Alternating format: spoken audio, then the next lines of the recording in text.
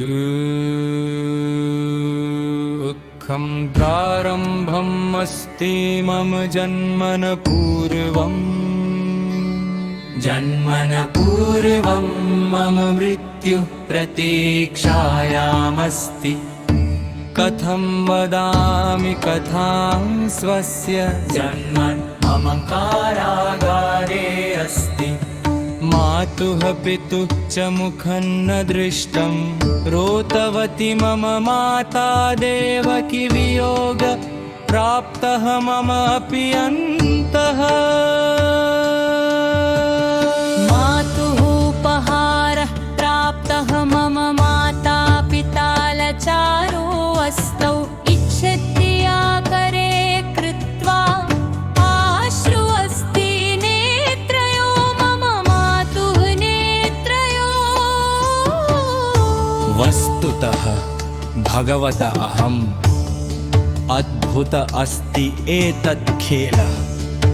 मम माता पिता द्वा अपि कारागारे अस्तौ।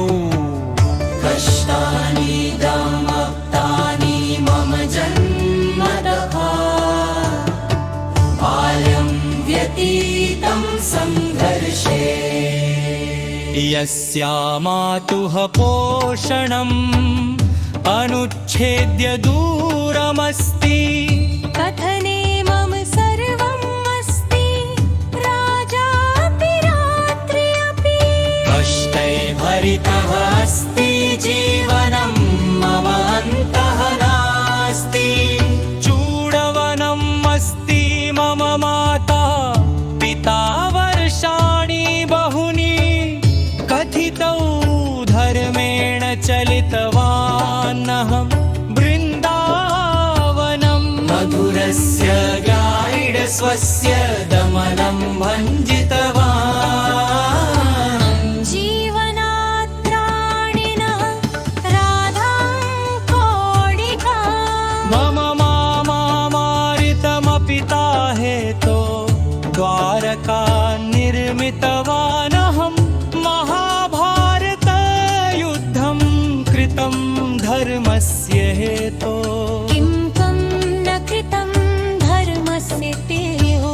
सर्पः कृतमाता गान्धार्या मृत्यु अपि उत्तम नास्ति।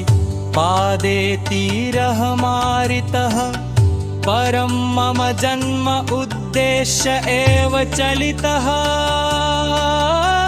शिक्षितवान् भगवद्गीतायां सर्वेभ्यः। महाविष्णो दशावतारस्य कान्हा कृष्ण अहम्। दुःखं प्रारम्भम् अस्ति मम जन्मन पूर्वं मम मृत्युः प्रतीक्षायामस्ति। कथं वदामि कथान् स्वस्य जन्म मम कारागारे अस्ति। मातुः पितुः च मुखं न दृष्टं रोतवती मम माता देवकी वियोग प्राप्तः मम अपि अन्तः।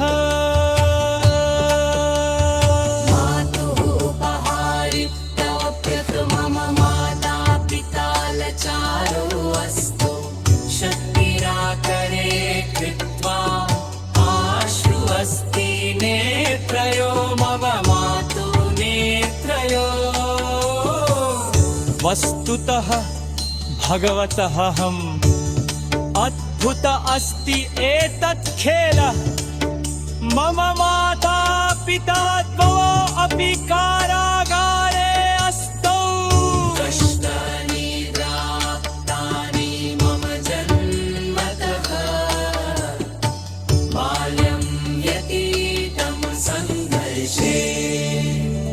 यस्या मातुः पोषणम् अनुच्छेद्य दूरमस्ति।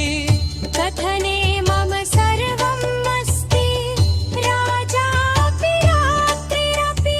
कष्टय भरितुः अस्ति जीवनं मम अन्तः नास्ति। चूडव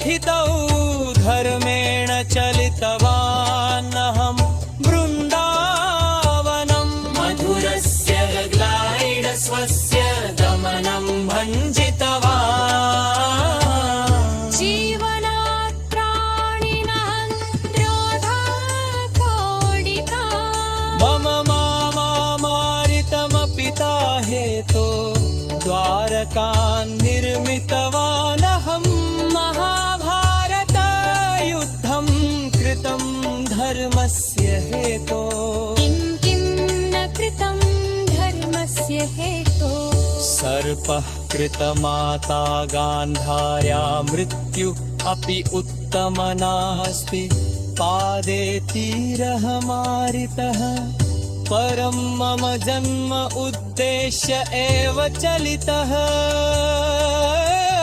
शिक्षितवान् भगावत गीतायां सर्वेभ्यः महाविष्णो दशावतारस्य कान्हा कृष्ण अहम् दुःखन्द्रारम्भम् अस्ति मम जन्मन पूर्वं मम मृत्यु प्रतीक्षायामस्ति